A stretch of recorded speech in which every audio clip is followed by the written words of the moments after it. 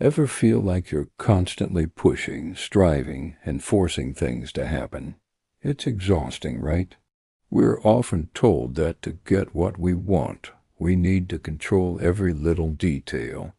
But what if the secret to a happier, more balanced life isn't about more control, but less? This is a core idea from ancient wisdom, a principle that can feel a bit counterintuitive in our modern go-go-go world. It's about letting go of the need to micromanage the universe. Think about it. How much of your stress comes from trying to bend situations, people, and outcomes to your will? We worry about the weather for an outdoor event. We stress over what someone else might think. We try to plan every single step of a project years into the future. The truth is, so much of life is completely outside of our control. The more we fight this reality, the more frustrated and anxious we become. It's like trying to steer a river. You can't. You can only learn to navigate its currents.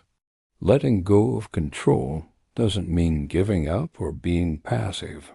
It means recognizing what you can influence and what you can't. You can't control if it rains, but you can bring an umbrella. You can't control someone else's reaction, but you can control how you communicate your thoughts with kindness and clarity.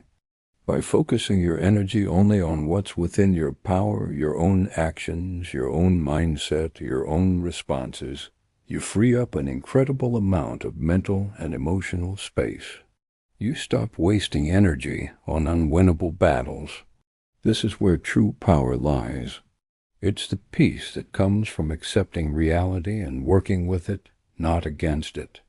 It's a shift from being a stressed-out puppet master to a graceful dancer, moving with the rhythm of life, instead of trying to conduct the entire orchestra.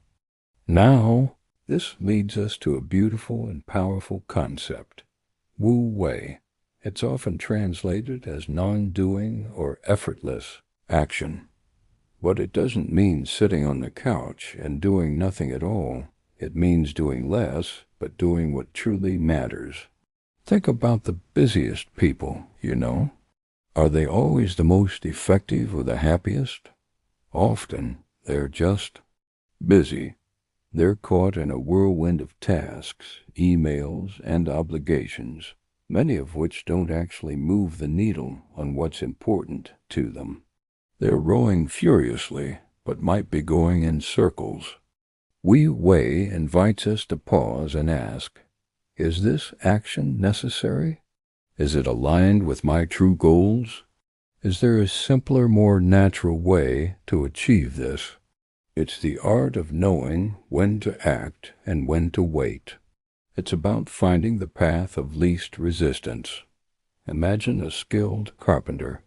She doesn't force the wood into shape with brute strength.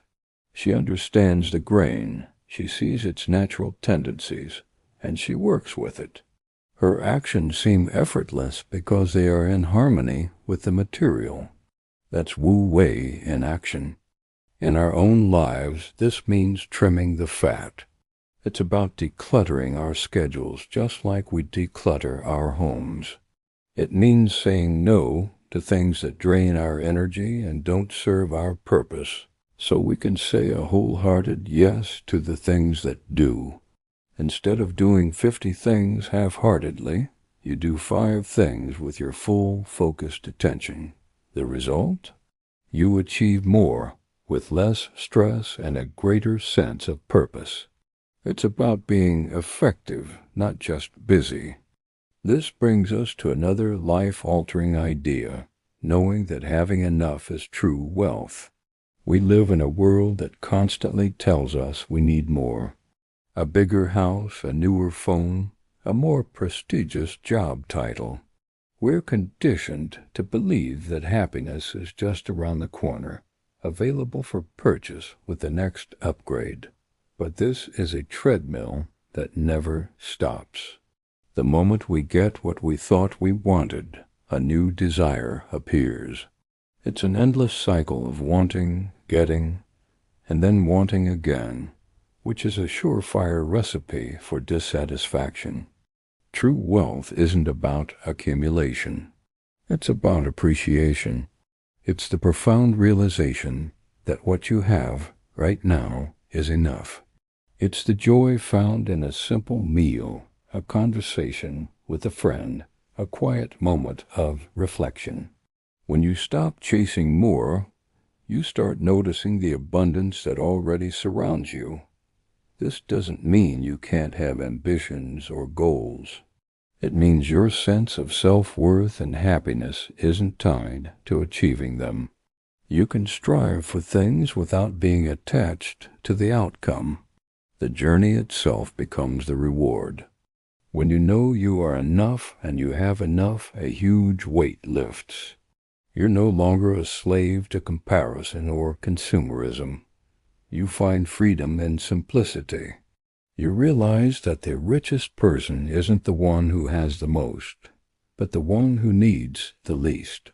This contentment, this inner peace, is a form of wealth that no amount of money can ever buy. Now, how do we apply these principles when we interact with others, especially during disagreements? The key is to be soft in conflict and flexible in communication. Think of a strong, rigid oak tree in a storm. It stands its ground unyielding until a powerful gust of wind snaps it in two. Now think of a bamboo stalk. It's flexible. It bends with the wind, swaying gracefully, and when the storm passes, it stands tall once again. In our conflicts and conversations, we often try to be the oak tree. We hold on to our opinions with rigid certainty, determined to prove we are right and the other person is wrong. This approach creates resistance and escalates tension. We end up breaking connections instead of building understanding. Being soft and flexible is about embodying the spirit of the bamboo. It doesn't mean you have no principles or that you're a pushover. It means you approach disagreements with an open mind and a gentle heart. It's about listening more than you speak. It's about trying to understand the other person's perspective, even if you don't agree with it. Instead of saying, "You're wrong," you might say, "Help me understand why you see it that way." This simple shift changes the entire dynamic from a battle to a collaboration. You become two people trying to solve a problem rather than two adversaries trying to win. Flexibility in communication allows you to adapt your approach, to find common ground, and to preserve the relationship, which is almost always more important than winning a single argument. This strength and softness is a superpower.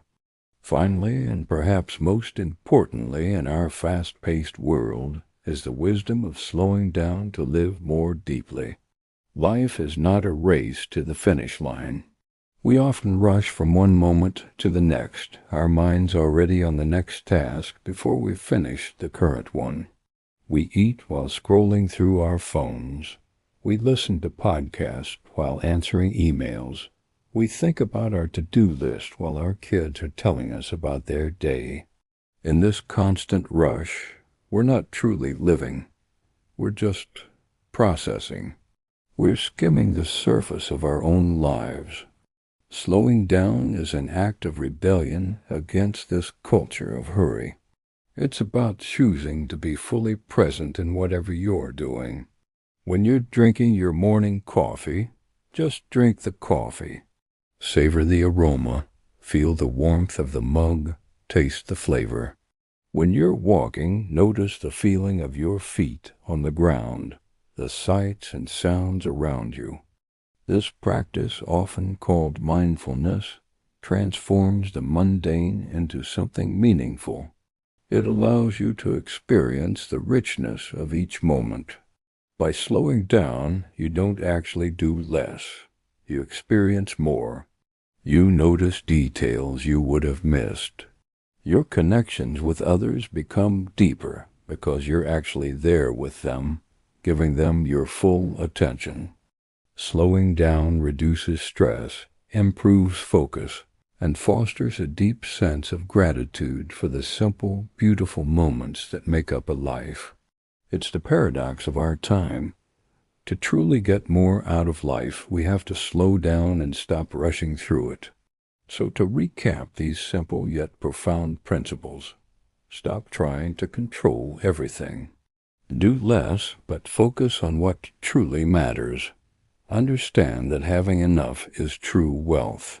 Be flexible like bamboo in conflict, and slow down to live more deeply. These aren't quick fixes, but guiding stars. They are practices to return to day after day. By integrating them into our lives, we can navigate the world with more grace, more peace, and a more profound sense of connection to ourselves and everything around us. It's about living a life that feels less like a struggle and more like a dance. Thank you so much for watching.